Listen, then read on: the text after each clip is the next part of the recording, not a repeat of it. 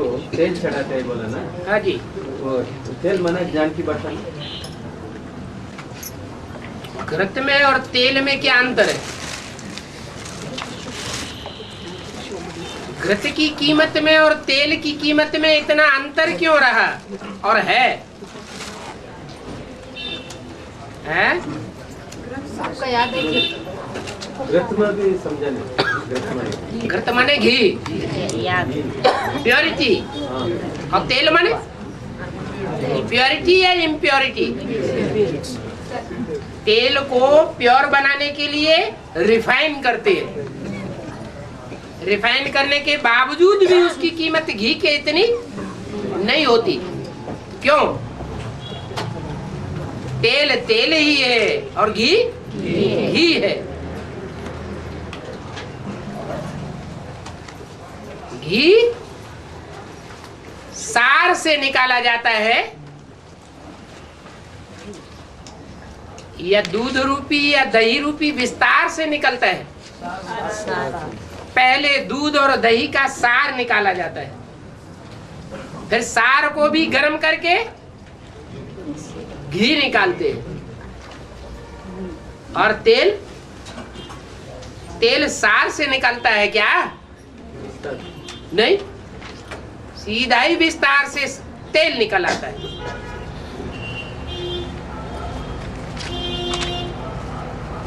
तेल की प्योरिटी में और घी की प्योरिटी में जमीन आसमान का अंतर।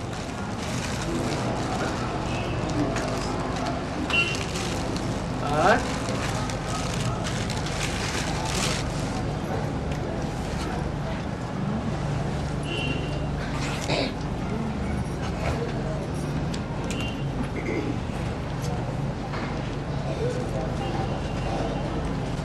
तो द्रुत भी चिपक जाता ना है, वो द्रुत भी चिपक जाता ना।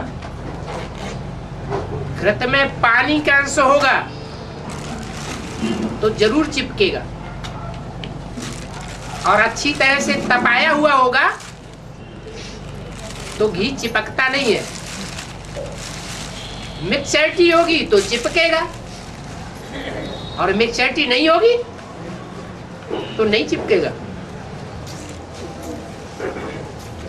घी में शक्ति होगा है? घी में शक्ति मिलता है और तेल में शक्ति नहीं मिलता है। मिलती है शक्ति, लेकिन एक होती है विकारी शक्ति और एक होती है बुद्धि को शुद्ध बनाने वाली शक्ति। घी में भी वैरायटी होती है। भैंस का घी, भैंस बुद्धि में और गाय की बुद्धि में क्या अंतर होता है? अंतर तो जरूर होता है। और जैसा भोजन खाएंगे वैसी बुद्धि बनेगी। भेड़ का भी घी होता है। भेड़ बकरी का दूध बुद्धि कैसी बनाएगा? भेड़ बकरी जैसी बुद्धि बनाएगा।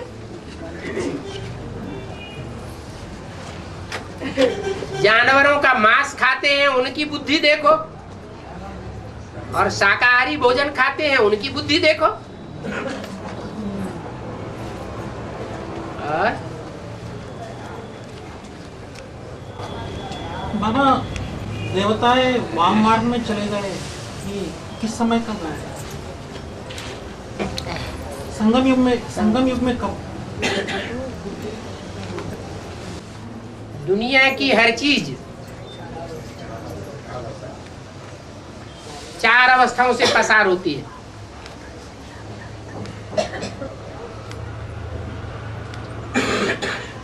कोई ऐसी चीज हो जो 4 अवस्थाओं से पसार न होती हो तो बताएं। देवता हो, चाहे क्षत्रिय हो, चाहे वैश्य हो या शूद्र वर्ण के हो, 4 अवस्थाओं से पसार होते हैं या नहीं? होते हैं। तो देवता वर्ण की आत्माएं भी जो 16 कला संपूर्ण देवता कहे जाते हैं वो भी 4 अवस्थाओं से पसार होते होंगे।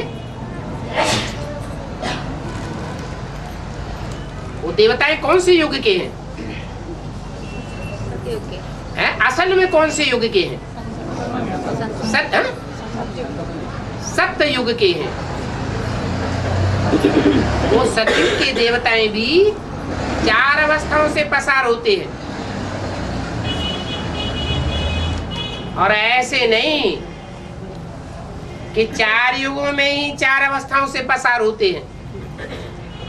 संगम में भी और शूटिंग पीरियड में भी 4 अवस्थाओं से पसार होते हैं। नहीं तो टैली करके देख लो, बेसिक नॉलेज से टैली करके देख लो। और जो एडवांस में आए हैं, जब से आए हैं लेकर के तब से अब तक देख लो, अवस्था में अंतर आता रहा या नहीं आता रहा? आता रहा। भक्ति भी 4 अवस्थाओं से पसार होती है। पहले भक्ति सतो प्रधान थी, फिर भक्ति विविचारी तमो प्रधान बनती है। ज्ञान भी पहले सतो प्रधान, जब भट्टी करने गए तो एक में कितनी श्रद्धा होती है, और बाद में उस श्रद्धा विश्वास भावना का बंटवारा होता रहता है, तो अवस्थाएं नीचे आ जाती हैं।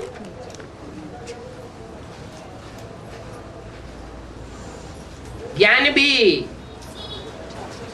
एक से सुनेंगे तो अब विचारी ज्ञान है, सतो प्रधान ज्ञान है, और अनेकों की बातें सुन करके धारण किया, जीवन में अपनाया, तो ज्ञान भी तमो प्रधान बन जाता है।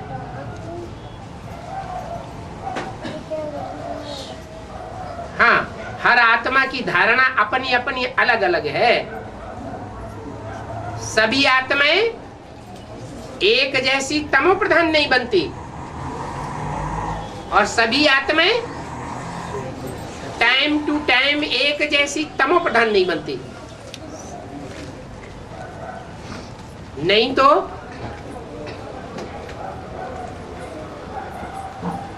असल देवतावर्ण की जो पहला नंबर बीज रूप आत्मा है, देवतावर्ण का पहला बीज और इस्लाम धर्म का पहला बीज।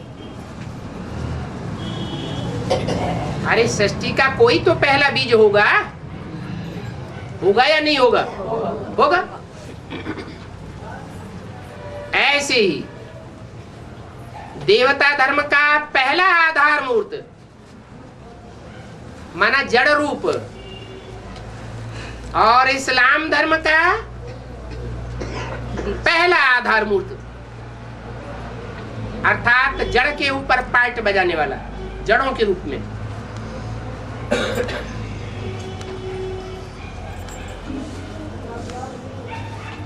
इन दोनों के बीच में अगर हम टैली करें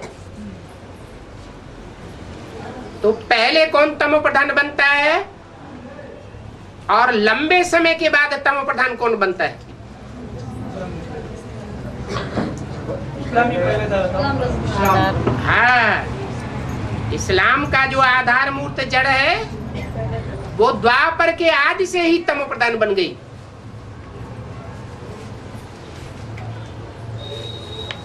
और जो देवता धर्म की जड़ है, आधार मूर्त है, वो अंतिम जन्म में जाकर के सिर्फ दृष्टि मात्र से तामसी बनती है। तो कितना वास्ट डिफरेंट है।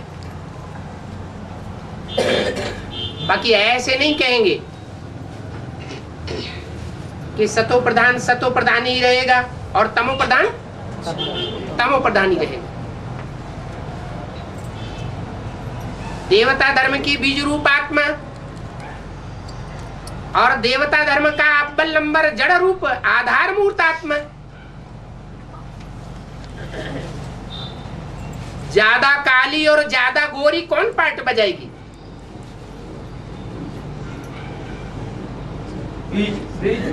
बीज रूप आत्मा भल लंबे समय तक सात्विक स्टेज में पार्ट बजाए तो भी अंतिम जन्म में सबसे जास्ती तामसी पार्ट बजाने वाली बन जाती है।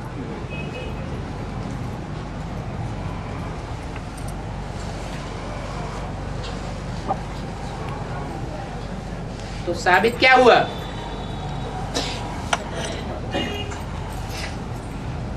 कि हर धर्म को 4 अवस्थाओं से पसार होना पड़ता है और हर आत्मा को 4 अवस्थाओं से पसार होना पड़ता है। हर युग में ये एक क्रम चलता है। चाहे कोई भी युग में आने वाली आत्मा हो परम धाम से, वो 4 अवस्थाओं से पसार जरूर होती है। जो आत्माएं अभी अभी भी उतर रही हैं ऊपर से, वो पहले सतो प्रधान पार्ट बजाती है, दुख नहीं भोगती, सुखी आत्मा का पार्ट बजाती है। जो सुखी होता है वो दूसरों को भी क्या देता है? सुखी ही देता है। और जो दुखी होता है, खुद ही दुखी है, तो दूसरों को क्या बांटेगा? दुखी ही बांटेगा।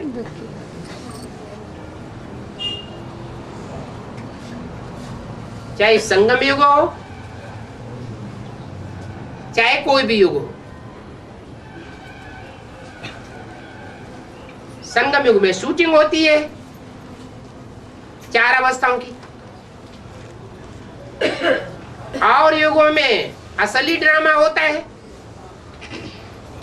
उसे शूटिंग नहीं कहेंगे,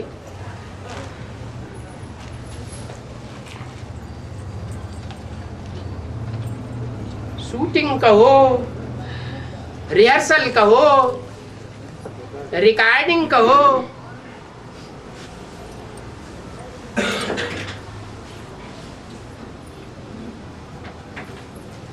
ड्रामा में जो ड्रामाबाजी होती है, नाटकबाजी होती है, वो रियल होती है या नकली होती है?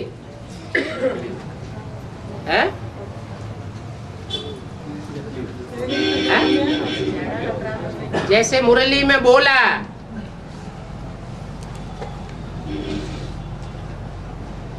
बाप विदेशी बन करके आए हुए हैं, तो रियलिटी में भी विदेशी है या वास्तव में विदेशी है या नाटकबाजी है? बन कर आए हैं, इसका मतलब थे नहीं विदेशी, पार्ट बजाए रहे हैं विदेशी बनने का। क्यों? हाँ, अगर विदेशी बनने का पार्ट न बजाए तो सब बच्चों से मिल भी नहीं सकते, और पहले से ही पक्का स्वदेशी का मर्यादा पुरुषोत्तम का पार्ट बजाए तो क्या होगा? सारी दुनिया में पहले ही प्रत्यक्षता हो जाएगी। बाप भी गुप्त, बच्चे भी गुप्त, उनका दान मान पद पुरुषार्थ सब गुप्त हो जाता है। और बाबा संगम युग का ड्रामा का रिकॉर्ड होता है ना, वो पहले है, वो 5000 वर्ष का एक्ट करता है, वो पहले होता है।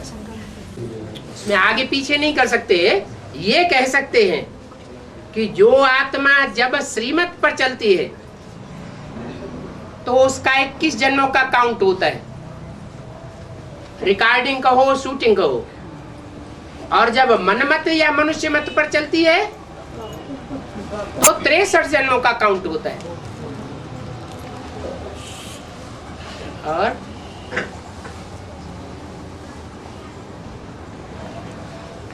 बाबा अष्टदेव में 4 आत्मा आत्मा ये स्थापनाकारी, 4 पालनाकारी, 4 विनाशकारी है ना? हाँ जी, माने ऐसे नहीं कि कोई आत्मा में स्थापना के ही सदैव संस्कार है, पालना की नहीं है, या विनाश की नहीं है। हर आत्मा में स्थापना, पालना और विनाश के संस्कार होते जरूर है, लेकिन कोई आत्मा में प्रधानता होती है। हाँ, कोई स्थापना करने में प्रधान गुणों वाली है, कोई पालना करने में प्रधान गुणों वाली है, और कोई विनाश करने में प्रधान गुणों वाली है। हाँ जी, तो वही पूछने का था, विनाशकारी और स्थापनाकारी में फर्क क्या है?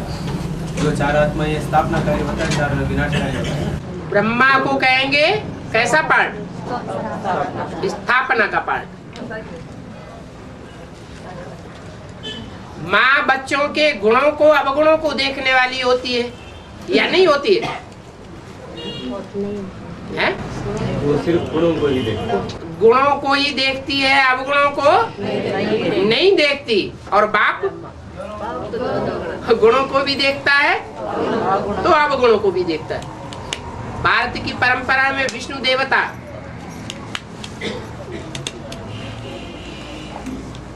जो सदैव बाप की सुरक्षा का पार्ट बजाने में स्त्री चोले का पार्ट बजाता रहा।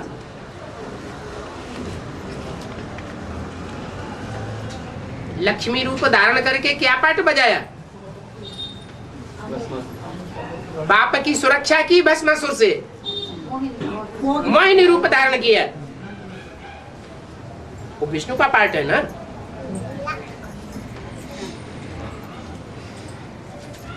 तो ऐसे नहीं है कि उसमें पालना के ही संस्कार है, नहीं, संस्कार तो स्थापना के भी हैं, पालना के भी हैं और विनाश के भी कुछ न कुछ संस्कार हैं। लेकिन बाप के सहयोगी के रूप में है। तो जो विनाशकारी होता है वो अज्ञानिष्ठ में होता है क्या? है? जो विनाशकारी होता है वो अज्ञानिष्ठ में होता है क्या बाप से? अज्ञानी सदैव अगेंस्ट नहीं हो सकता। ये हो सकता है कि आदि में कुछ न कुछ सहयोगी हो और बाद में विरोधी बन जाए। आदि में जो सहयोगी होगा तो आदि सो अंत में सहयोगी जरूर बनेगा। बाकी बीच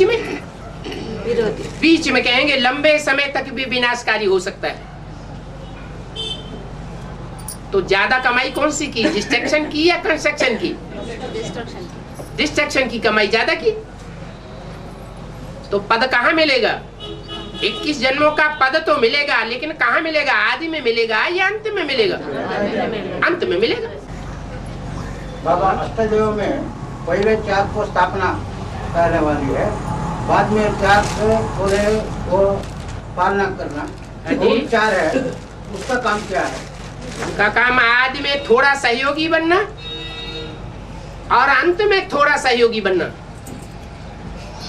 आदि में भी लेने वाले फर्स्ट और अंत में भी लेने वाले फर्स्ट, और बीच में लंबे समय तक विनाशकारी। लेने वाले अंत में लेने वाला माने क्या लेना? वर्षा ही लिया जाता है। बाप से क्या लिया जाता है? जो भी एडवांस के आदि में थे सहयोगी विशेष, वो कौन से धर्म की विशेष आत्माएं थी जिन्होंने बाप को प्रत्यक्ष किया? इस्लामी, बौद्धी, क्रिश्चियन। लेकिन उसी समय, जिस समय उन्होंने सहयोग दिया, उसी समय उन्होंने ग्लानि भी कर डाली। सांप क्या करता है? सांप के जन्म देने की पद्धति क्या होती है बच्चों को?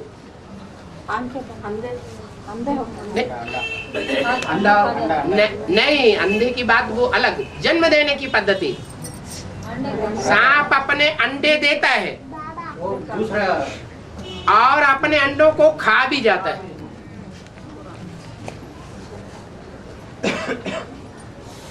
जो कुंडली के बाहर निकल गए तो निकल गए तो निकल गए, और जो भी अंदर अंडी बच्चे हैं उन सबको खा जाता है, अपना पक्का फॉलोअर बना लेगा।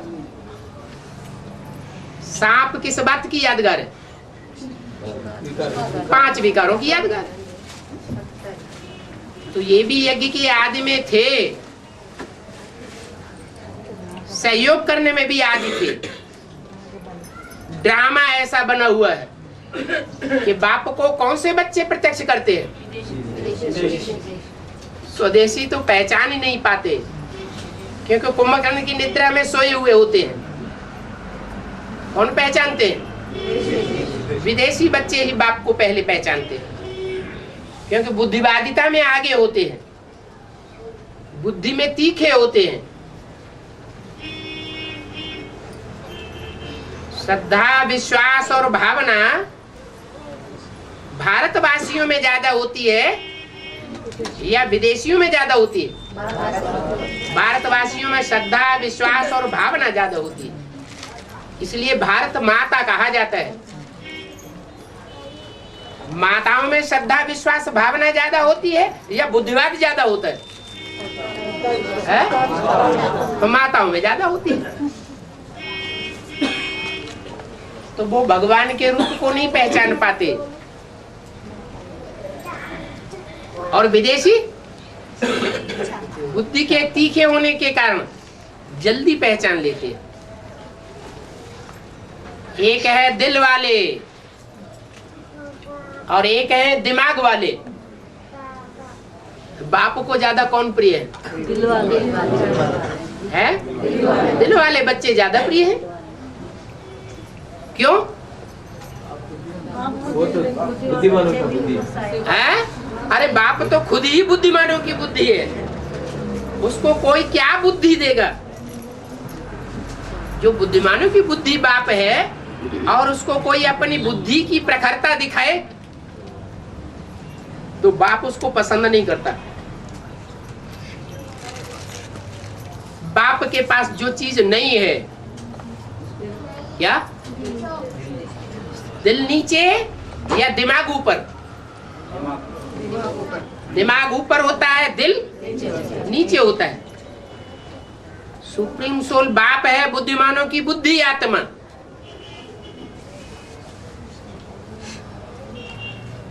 वो बाप है, आत्माओं का बाप। और जो भी आत्माएं हैं वो सब उस बाप के मुकाबले सब सीताएं हैं। क्या? तुम सब सीताएं हो, चाहे पुरुष को चोला है चाहे स्त्री चोला है, तुम सब क्या हो? तुम सब सीताएं हो, तुम सब भक्तियां हो।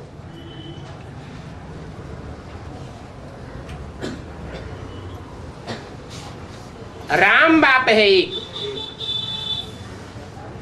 और वो राम बाप भी एक कब है? 84 जन्मों में राम बाप है, या सिर्फ संगम युग में राम वाली आत्मा अपने स्वरूप को पहचानती है? संगम युग में भी तब पहचानती है जब उसमें सुप्रीम सोल बाप प्रवेश करता है।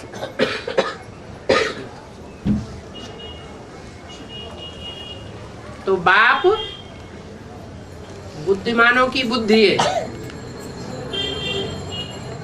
जो भी धर्म पिताएं हैं उनको बुद्धू कहेंगे या बुद्धिमान कहेंगे?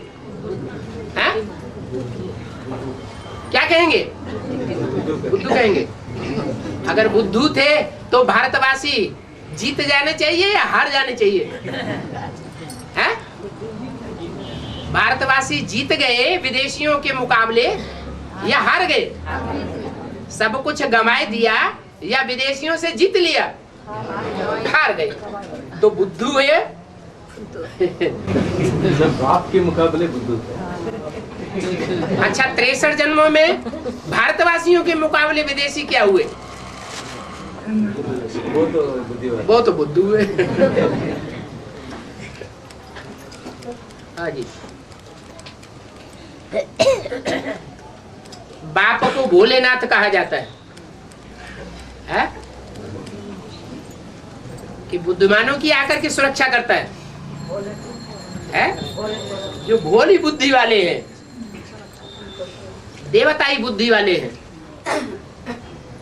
साफ दिल हैं, उनको पसंद करता है।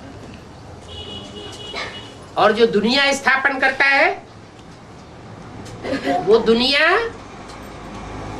साफ दिल वालों की दुनिया बनती है या जिनके दिल में कचरा भरा रहता है उनकी दुनिया बनती है? जो साफ दिल होकर के बाप को सच्चा पोता मिल देते हैं उनकी दुनिया बनती है।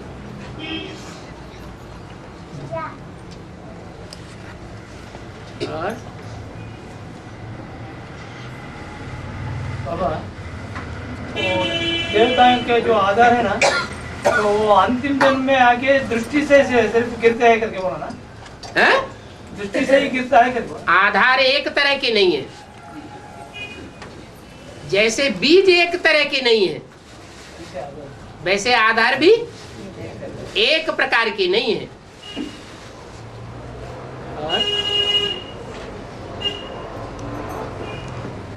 बाबा द्वापर में जो अर्ध विनाश होता है, हाँ जी, और कलियुग अंत में पूरा विनाश होता है, हाँ जी, ये दोनों में फर्क क्या है? द्वापर के आदि में जो अर्ध विनाश होता है, हाँ आदि में, हाँ? हाँ आदि में, आदि में, द्वापर के आदि में जो अर्ध विनाश होता है वो 8 कलाओं का ही विनाश होता है या 16 कला संपूर्ण विनाश होता है? 8 कलाओं का ही विनाश होता है। विनाश तो होता है लेकिन कितनी कला वाला? 8 कला वाला अधूरा विनाश होता है। 8 बच जाते, 8 फिर भी बच गए। और कलयुग के अंत में विनाश भी 16 कला, टोटल विनाश, पूरी ताकत में, कुछ भी बचता नहीं। चाहे जड़ अणु अणु हो, चाहे पेड़ पौधों की आत्मा हो,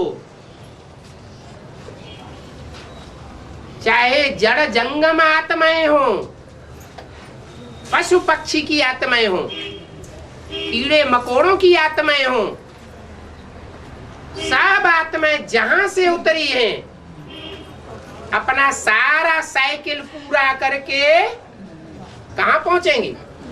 वही पहुंचेंगे। उसको कहेंगे संपूर्ण विनाश।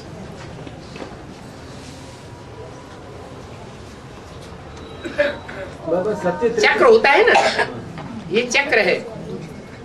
तो चक्र यहां से शुरू हुआ तो यहां तक क्या कहेंगे? गिरती कला ही कहेंगे। यहां से शुरू हुआ और यहां तक क्या कहेंगे? गिरती कला ही। दाईं ओर का चक्र है, फिर यहां से यहां तक क्या कहेंगे? बाईं ओर का चक्र।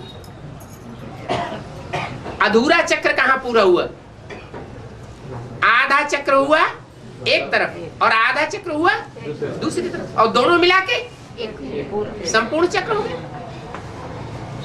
तो पूरा चक्र चाहिए, चारों अवस्थाओं से पसार होना चाहिए, और हर आत्मा को 4 अवस्थाओं से पसार होना चाहिए, हर वस्तु को 4 अवस्थाओं से पसार होना चाहिए, 5 तत्वों के अणु अणु को 4 अवस्थाओं से पसार होना चाहिए, तब कहेंगे संपूर्ण विनाश। बाबा है। दिल में कुछ चिंतन मंथन चलता नहीं, कैसे दिल वाला दिमाग वाला होता है? कैसे दिल वाला दिमाग वाला का फर्क होता है बाबा? दिल में कुछ चिंतन मंथन चिंतन दिल में चलता है या दिमाग में चलता है? दिमाग में दोनों चलता है ना। जिसके दिमाग में मनन चिंतन मंथन ईश्वरीय सरणी के अनुसार चलता है, वो दिल वाला बाप का बच्चा है या दिमाग वालों का बच्चा है? दिल वाला बाप का बच्चा है। और जिसकी बुद्धि में श्रीमत के अनुकूल मनन चिंतन मंथन नहीं चलता, मनमत के आधार पर चलता है या मनुष्यों की मत के आधार पर चलता है, वो बुद्धिमानों का बच्चा है। अनेक बुद्धिमानों का बच्चा है या एक जो बुद्धिमानों की बुद्धि है उसका बच्चा है? तो ये अंतर पड़ जाता है। अभी इतना ज्ञान मिल रहा है और इतना ज्ञान मिलने के बावजूद भी जिसका मनन चिंतन मंथन ज्ञान के अनुसार चलता ही नहीं, अगर चलती भी है बुद्धि तो दुनिया जिस तरह धंधे धोरी में बुद्धि चला रही है वैसी ही बुद्धि चल रही है। जो ब्राह्मणों का धंधा है उस धंधे में बुद्धि है? नहीं चल रही है। तो क्या कहेंगे कि पुरुषार्थी जीवन में वो बुद्धिमानों की बुद्धि एक बाप से प्रभावित होकर रहा या अनेकों से प्रभावित होकर रहा? अनेकों से प्रभावित हो गया, इसलिए दुनियावी तरीके से बुद्धि चल रही है। अगर बाप से प्रभावित हुई होती बुद्धि और जन्म जन्मांतर एक बाप की प्रजा बन करके रहने वाली जो आत्मा होगी उसकी बुद्धि दुनियावी तरीके से चलेगी या एक बाप जैसे चलाना चाहता है वैसे चलेगी? कहां तीखी होगी? एक बाप जिस शरण में बुद्धि को चलाना चाहता है, मन बुद्धि को घुमाना चाहता है, वहां बुद्धि घूमेगी।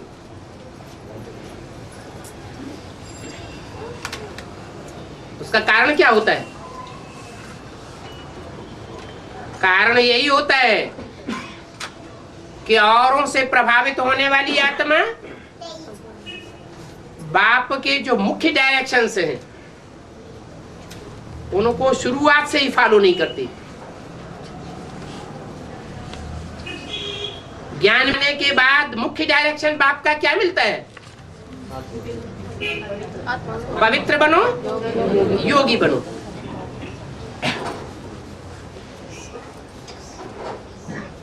लेकिन बाप की पहचान नहीं है तो पवित्र रहेगा ही नहीं।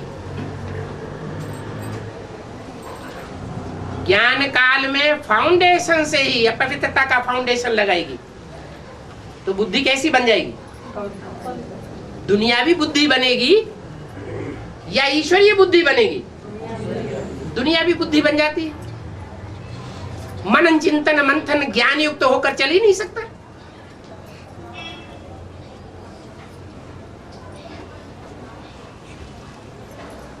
और संगम युग में पुरुषार्थी जीवन प्रधान से तमप्रधान होते, यदि अंत में जाकर के वो ब्राह्मण सात्विक स्टेज को प्राप्त करते हैं जैसे कहते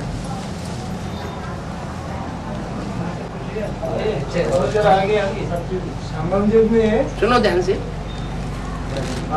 जोर से बोलना नहीं, जोर से बोलने की बात नहीं। हाँ, संगम युग में पुरुषार्थी जीवन में प्रधान से तमप्रधान आ जाते जैसे, अंत में जाकर के ब्राह्मण देवता मान जाते सात्विक स्टेज को प्राप्त कर लेते। तो कैसे? संगम युग में हाँ। आत्मा सतो प्रधान से तमो प्रधान हो जाता है शूटिंग में। समो प्रधान से सतो प्रधान से तमो प्रधान तामसी बन जाती है। जो बाप के डायरेक्शन से हैं उनकी अवज्ञा करते करते। नहीं ठीक है, वो भाई क्योंकि लौकिक दुनिया में जो पाप करते थे उसका 1 गुना पाप बनता था और यहाँ ब्राह्मण बनने के बाद जो पाप करते हैं उसका 100 गुना पाप तुरंत चढ़ जाता है। तो जिसके ऊपर 100 गुना पाप का बोझा चढ़ जाएगा और कहीं खुदा न खास्ता जो पाप किया है उसको छुपा लेता है, तो पाप के ऊपर भी पाप बढ़ता जाता है, दिन दूना रात चौगुना होता जाता है। तो आत्मा तामसी बनेगी या सात्विक बनेगी? और ही तामसी बनती जाती है। पता भी नहीं चलता कि माया रावण सवार हो गया। नहीं बाबा, वो भाई का प्रश्न है, हाँ? वो तमो प्रधान बन जाता है, हाँ? फिर अचानक लास्ट में हाँ? प्रधान कैसा बनता है? अरे जब तक यहाँ प्रैक्टिस तो बताई हुई है बाप को याद करने की। प्रैक्टिस में कमी पड़ती है या प्रैक्टिस बढ़ती जाती है?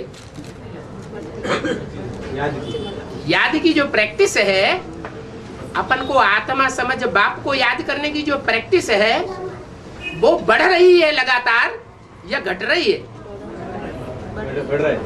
बढ़ रही है। भले पाप कर्म भी बढ़ते चले जा रहे हैं लेकिन प्रैक्टिस भी बढ़ती चली जा रही है। तो अंत में उसका वारा न्यारा हो जाता है। अंत में जिसकी प्रैक्टिस ज्यादा होगी वो फट से अपने पाप कर्मों को भस्म कर लेगा। सूली से कांटा। वो प्रैक्टिस है साकार में निराकार को याद करने की। क्या? याद करने की। जो साकार में निराकार को याद करने के आदी हो जाते हैं, प्रैक्टिस्ड हो जाते हैं, उनके मुकाबले जो सिर्फ निराकार बिंदु को याद करने के प्रैक्टिस्ड हो जाते हैं, उन दोनों के बीच में निरंतर याद की प्रैक्टिस किसकी होती है और सहज याद करने की प्रैक्टिस किसकी होगी?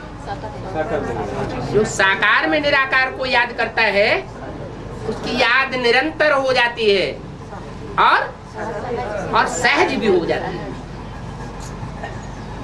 सिर्फ बिंदु को जो याद करते हैं, कोई साकार को नहीं मानते, हम नहीं मानते।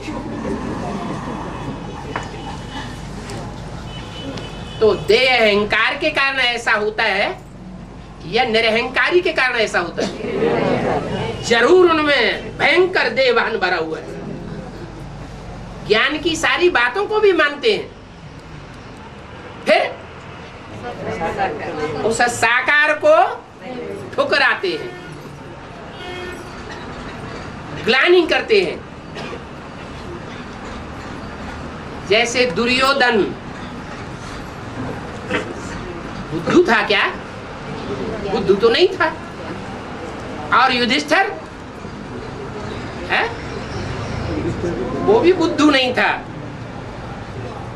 लेकिन अहंकार की दृष्टि से देखा जाए तो अहंकारी ज्यादा कौन था और निरहंकारी ज्यादा कौन था?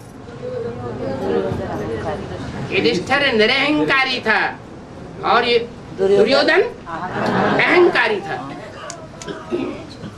अंदर से समझता था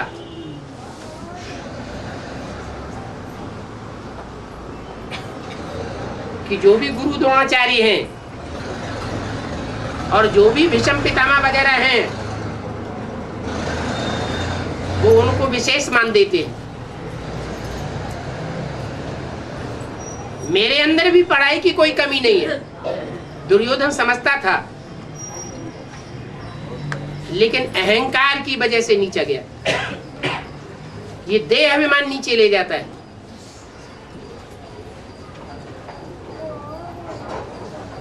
देह अभिमान निराकार बाप को पहचानने नहीं देता।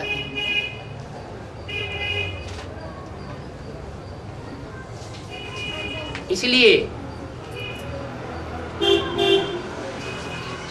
जो एडवांस में आ जाते हैं वो एडवांस में भी भले 9 प्रकार के बीज हैं, परंतु फिर भी नंबरवार साकार में निराकार को पहचानने वाले हैं। और जड़ों पर जो बैठे हुए हैं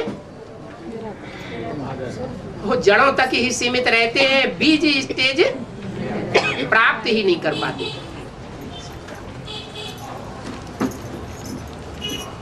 इसलिए नर से नारायण की स्टेज भी नहीं प्राप्त कर सकते। उनके 63 जन्मों के पाप अंत में जाकर के साफ खलास हो जाते। बल बीच बीच में उन्होंने पाप बहुत तेजी से किए, जैसे बताया है भक्ति मार्ग में। काशी करवट खाते थे तो क्या अंतर पड़ जाता था? उस जन्म का पाप। उनके पिछले जन्म के सारे पाप भस्म हो जाते थे। और फिर अगला जन्म लेकर शुरू होगा। जितने पाप भस्म किए हैं उस अगले जन्म में उतने से भी ज्यादा पाप बढ़ जाते। तो भी अंतिम जन्म में जाके रिजल्ट क्या निकलता है उनका? है? उनमें कौन सी ऐसी शिफ्ट आ जाती है जो आखिरी जन्म में हाई जंप लगा जाते हैं?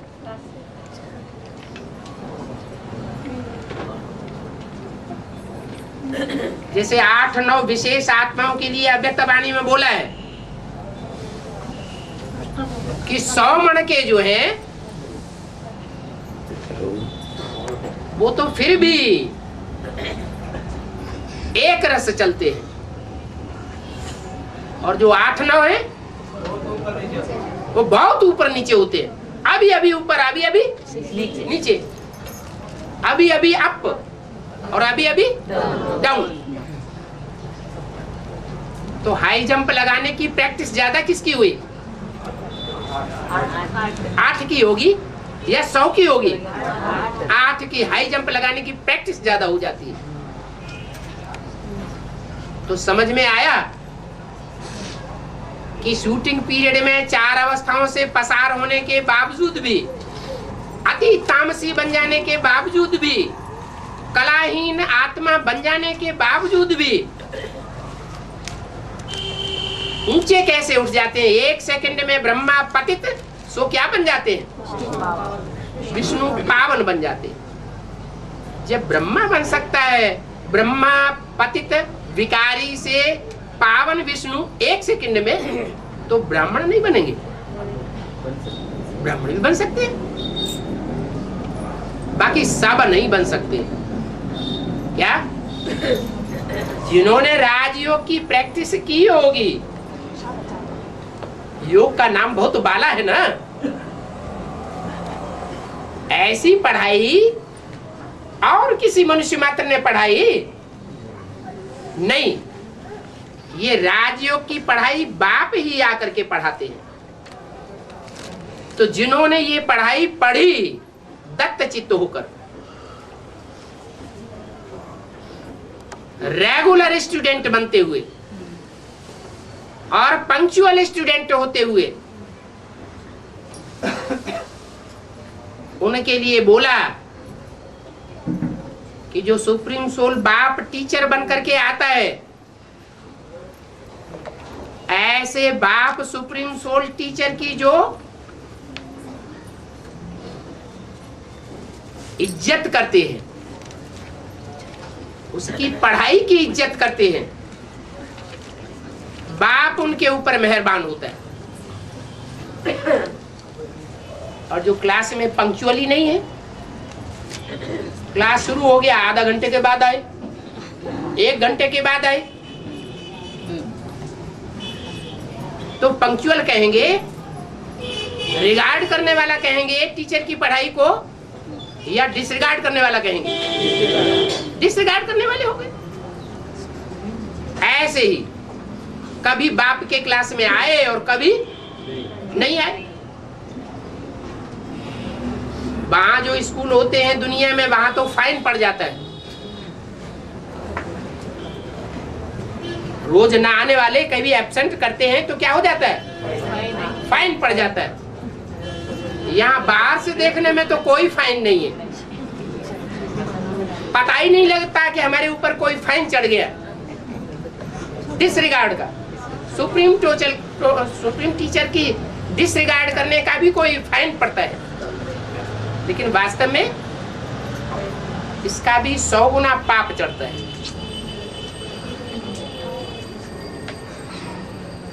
तो आखिरी जो रिजल्ट आता है, उस रिजल्ट में जो रेगुलर बच्चे हैं और पंक्चुअल बच्चे हैं वो आगे निकल जाते हैं, दूसरे पीछे रह जाते हैं।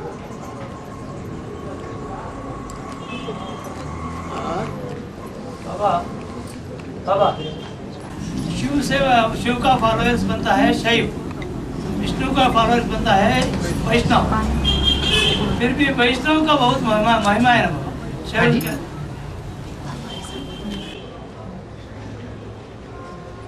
जो विष्णु के फॉलोअर बनते हैं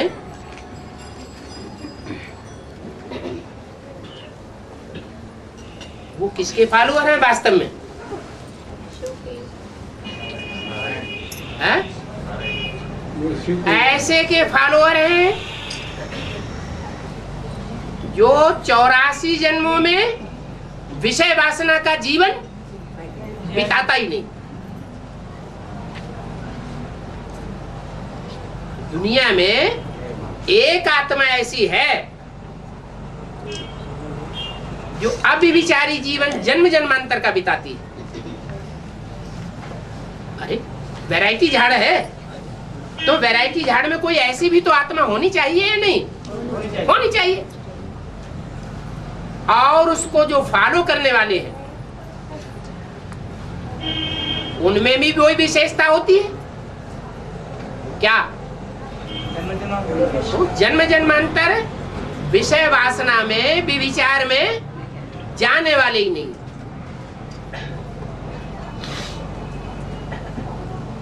इससे साबित होता है कि वो पावरफुल आत्मा है या कमजोर आत्मा है। हा? हा? जन्म जन्मांतर की जो रानियां हैं वो आधीन रहने की स्वभाव वाली है या स्वतंत्र रहने की स्वभाव वाली है? आधीन रहने की स्वभाव वाली है। बाप आकर के क्या बनाता है? बाप आकर के स्वाधीन बनाता है हम आत्माओं को। उनको कहा जाता है रुद्रमाला के मणके। वो है बाप की माला, वो स्वाधीन स्वभाव के हैं। और जो वैष्णव के फॉलोअर हैं, विष्णु के पंथी हैं, वो आधीन रहने के स्वभाव वाले। ज्यादा अपने जीवन में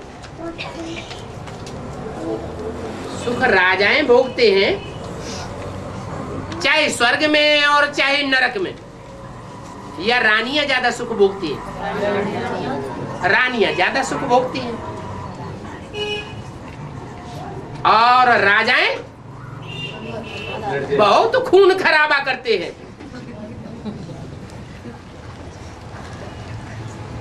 उतना सुख भोगने की उनको परवाह नहीं, लेकिन उनको स्वाभिमान की परवाह है। इसलिए मुरली में बोला है 3 मूर्तियों में एक है शेर, एक है बकरी और एक है घोड़ा। कौन सा पसंद है? बकरी को तो चाहे जो कान से पकड़ ले बस आधीन बना के ले जाएगा। कसाई पकड़ लेगा तो आधीन बनाएगा, और कोई श्रेष्ठ पकड़ लेगा तो भी आधीन बना के रखेगा। वो है ही देवताई स्वभाव। और वो जो रुद्रमाला के मणके हैं वो देवताई स्वभाव के नहीं हैं। क्या? वो सदैव देवता बन करके रहने वाले नहीं है।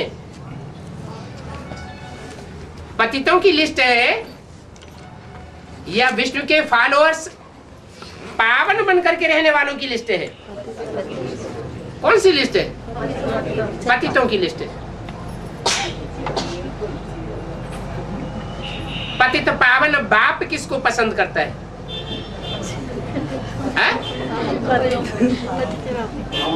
जो सन्यासी बन करके पवित्र रहते हैं उनको पसंद करता है, या जन्म जन्मांतर गृहस्थी में रह करके पतित बन गए हैं उनको पसंद करता है? गृहस्थियों को पतित, जो जिनमें पतित पना जास्ती आ गया उनको पसंद करता है। तो पवित्र रहना बड़ी बात नहीं है। क्या बड़ी बात है? बाप को पहचानना ही सबसे बड़ा गुण है। क्या ये बाप सबसे बड़ा गुण कौन सा देखते हैं? पवित्र आत्माओं को पहले उठाते हैं या बाप को पहचानने वालों को पहले उठाते हैं? तुम बच्चों में कोई गुण हो या ना हो, बाप को परवाह नहीं। बाप कौन सा गुण देखते हैं? कि दुनिया में चाहे जितने अवगुणधारी हैं,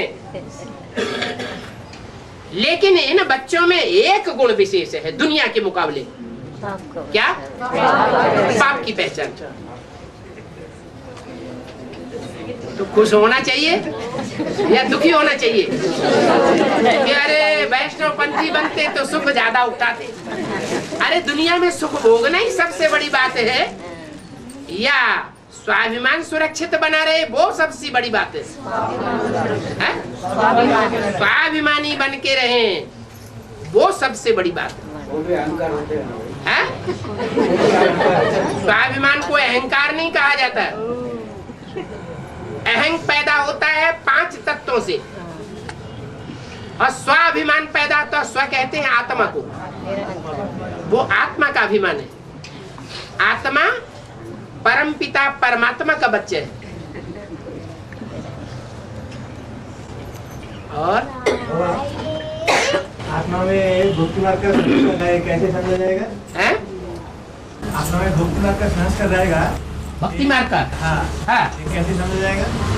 कहेगा कुछ और करेगा कुछ और। ये सबसे बड़ी पहचान है। उसकी एक्ट से पता लग जाएगा। ये ज्ञान युक्त एक्ट नहीं करेगा। कथनी और करनी में भक्तों में बहुत अंतर हो जाता है। और ज्ञानी जो होगा, जो सोचेगा सो बोलेगा, और जो बोलेगा सो करके भी दिखाएगा। बाबा, त्रेता के अंत में अंत विनाश होता है ना? हाँ जी। सत्य त्रेता में तो सब देवता ये पावन होता है, फिर अंत में आधा विनाश होकर के कैसा दुख भोगना पड़ता है? हाँ जी। वो क्यों दुख भोगना पड़ता है? विनाश होने से बाद थोड़ा लोग तो मरेंगे ना। तराजू होता है, तराजू में कभी बैलेंस बिगड़ता है? हैं? बैलेंस कब बिगड़ जाता है? जब एक तरफ भारी हो जाता है और दूसरी तरफ हल्का हो जाता है। तो आत्मा की जो 16 कलाएं हैं, त्रेता के अंत में जो भी आत्माएं हैं, वो उनका बैलेंस बिगड़ जाता है या बैलेंस में ही बनी रहती है? सबका बैलेंस बिगड़ जाता है। तो 16 से सभी 8 बन जाते हैं ना, फिर थोड़ा लोग तो बैलेंस बिगड़ गया ना। हाँ। बैलेंस बिगड़ा तो नीचे की दुनिया में आ गए ज्यादा लोग, नीचे की दुनिया में। तो ऊपर से जो उतरेंगे वो और ही ज्यादा नीचे उतरेंगे कि श्रेष्ठ उतरेंगे? नीचे और ही ज्यादा नीचे उतरते हैं और उनकी संख्या बहुत कई गुनी होती है।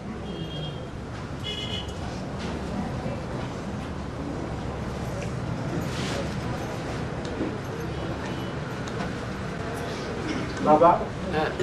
सब बीके वाला माने कुमारी की दादा बाहू जगदीश भाई वो सब शरीर छोड़ने के बाद बीज रूप आत्माओं में प्रवेश करके ठीक है, वो एडवांस नॉलेज का वो बोल रहे हैं। वो कैसे शरीर छोड़ने तक वो सब भूल गया इधर। जैसे उसका भक्ति मतलब मार्ग क्या? में, भक्ति मार्ग में जो गुरु बन करके बैठे हुए हैं, गद्दी नशीन है, वो मान मर्तबा ले रहे हैं या नहीं?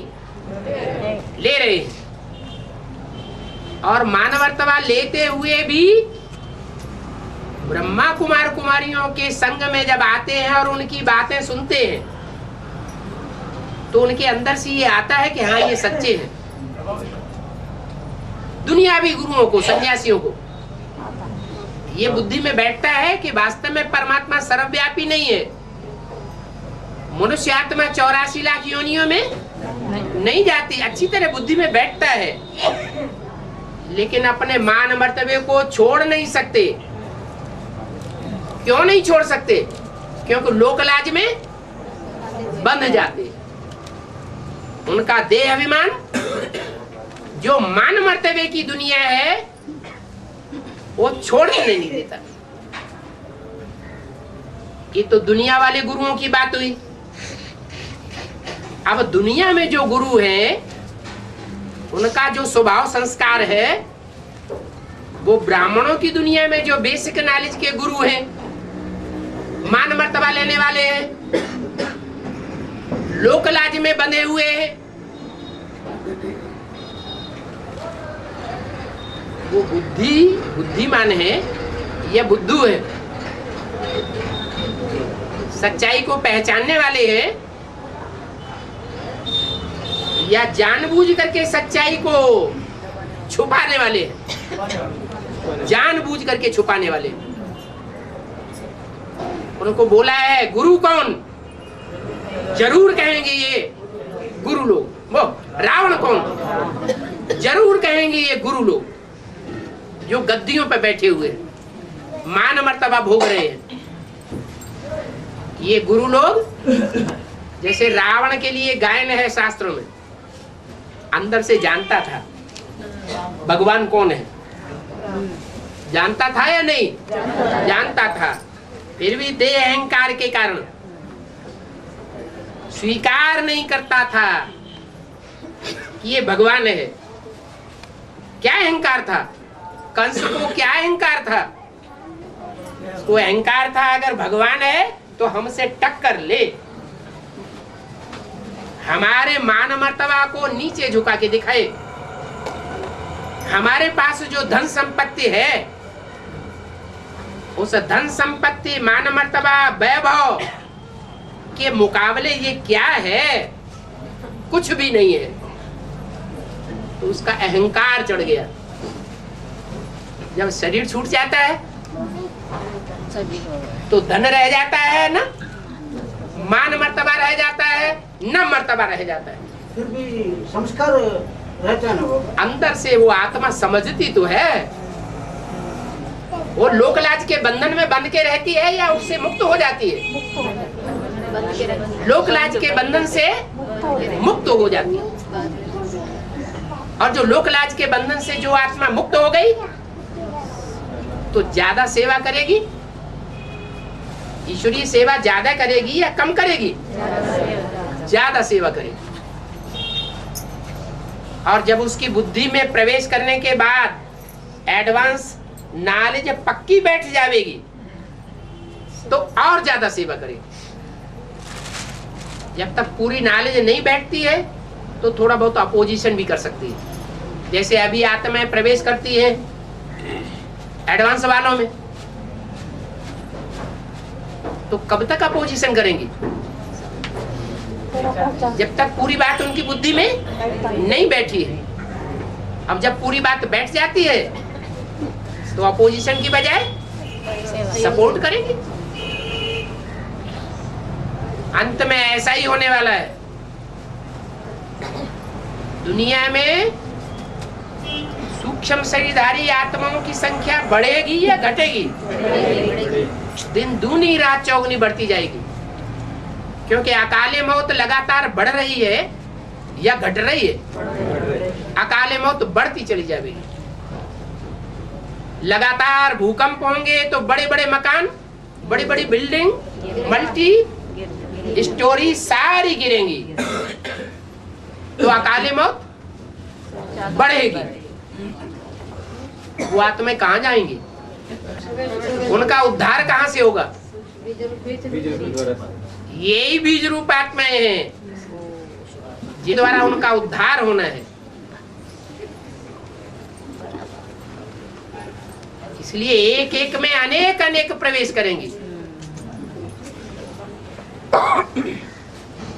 परंतु जो आत्म की स्थिति के पक्के होंगे वो उनके प्रभाव में आने वाले नहीं है, क्योंकि उनके ऊपर ईश्वरीय ज्ञान का पूरा प्रभाव चढ़ा हुआ है। तो उनकी प्रजा भी बनने वाले नहीं है। जो आत्म की स्थिति में कच्चे होंगे उनके ऊपर उन आत्माओं का प्रभाव हो जाएगा, सवारी कर लेंगी। और सवारी करके कुछ समय तक, जब तक वो सच्चाई को पूरा नहीं समझती हैं, एडवांस की गहना ज्ञान की गहराई को पूरा नहीं समझती हैं, तब तक विरोध करती रहेंगी। बाद में सहयोगी बन जाएंगे। जो आत्मिक स्थिति में पक्का हो जाएगा उनमें प्रवेश नहीं होगा वो आत्माएं। जो आत्मिक स्थिति का पक्का होगा, बीज रूप स्टेज में होगा, उसमें सूक्ष्म शरीर को प्रवेश करने का रास्ता मिलेगा?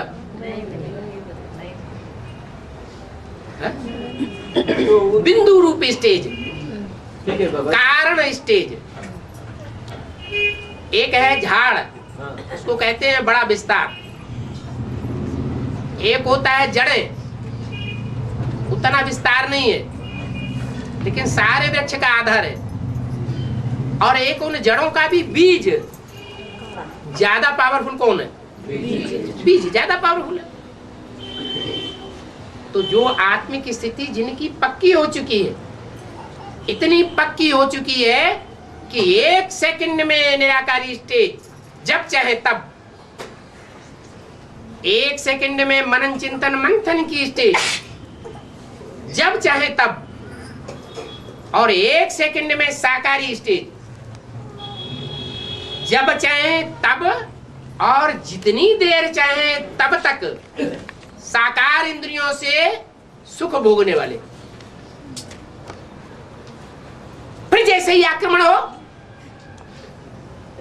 साकार से क्या बन जाए? एकदम निराकार स्टेज धारण कर ले। तो ऐसी आत्माएं जो परफेक्ट प्रैक्टिस वाली होंगी, अभी अभी साकारी, अभी अभी निराकारी, अभी अभी आकारी। बाप दादा ने कौन सी प्रैक्टिस करने के लिए बोला? यही तो प्रैक्टिस करने के लिए बोला।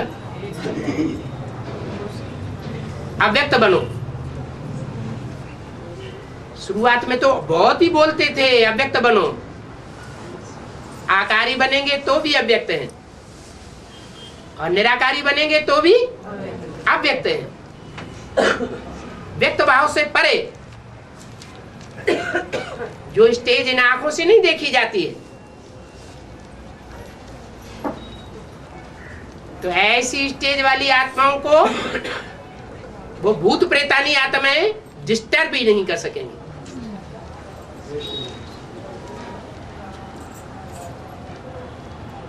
नहीं तो ऐसे भी होगा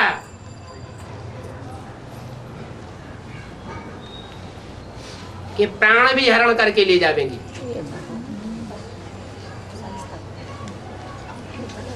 फिर भले बाद में उनको पता चलेगा कि अरे जिनके साथ हमने ऐसा दुष्कर्म कर लिया कि इनको आप समान सूक्ष्म शरीरधारी बना तो लिया, लेकिन ये तो बीज है, ये सदाकाल सूक्ष्म शरीरधारी बनकर नहीं रह सकता। ये तो हमारा भी बाप है। वो बीज रूप आत्मा सूक्ष्म शरीर धारण करने के बाद उसके ऊपर का बीज हो जाएगी, क्योंकि बीज रूप आत्मा है।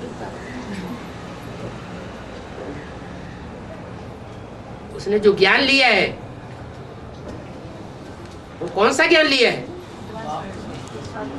ऐसा एडवांस ज्ञान लिया है जो इसी जन्म में पढ़ाई की पूरी प्रारब्ध देना सिखाता है। इसी जन्म में नर से नारायण बनने का ज्ञान लिया है। और उन आत्माओं ने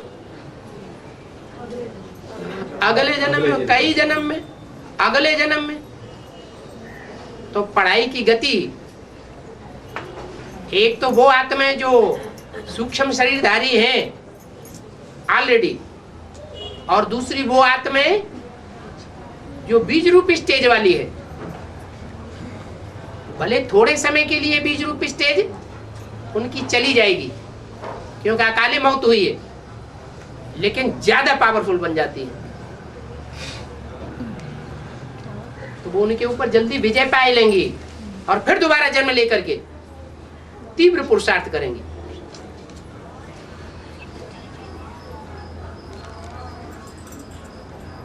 क्योंकि मुरली में महावाक्य आया है, मेरे मुख से 2 अक्षर भी सुना तो स्वर्ग में क्यों नहीं आवेगा। मेरे मुख से 2 अक्षर भी सुना, कौन से स्वर्ग में आ जावेगा? नंबरवार स्वर्ग में आवेगा या अव्वल नंबर स्वर्ग में आवेगा? बाप ने कौन से स्वर्ग में आने का वरदान दिया? अव्वल नंबर स्वर्ग में आ जावेगा। मेरे मुख से डायरेक्ट सुना तो शरीर रहते रहते, तो सूक्ष्म शरीरधारी जो ओरिजिनल आत्माएं हैं वो तो शरीर रहते रहते मेरे मुख से डायरेक्ट सुन ही नहीं पाती। वो तो फिर भी भले सूक्ष्म शरीर बहुत पावरफुल होता है, फिर भी बीज रूप आत्माओं के बीज सूक्ष्म शरीर के मुकाबले बहुत कमजोर हो जाता है।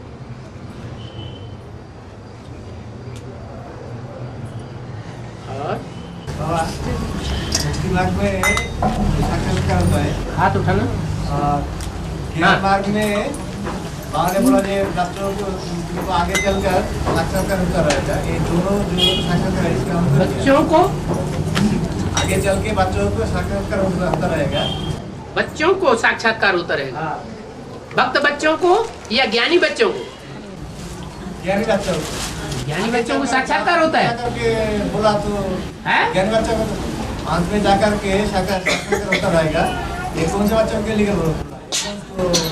बच्चे बाप के भक्त भी होते हैं और बाप की प्रजा भी होती है और बाप के वारसदार भी होते हैं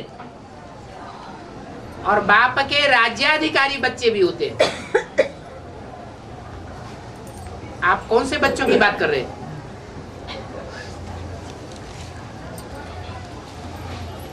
बाप की प्रजा,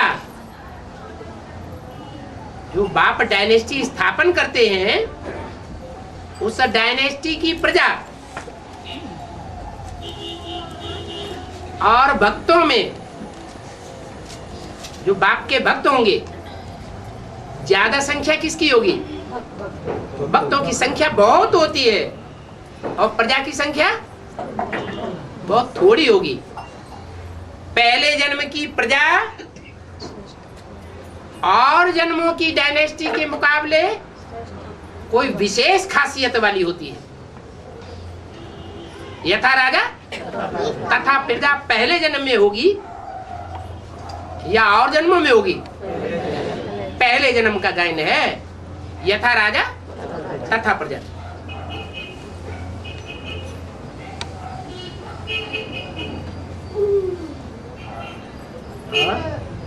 ओके।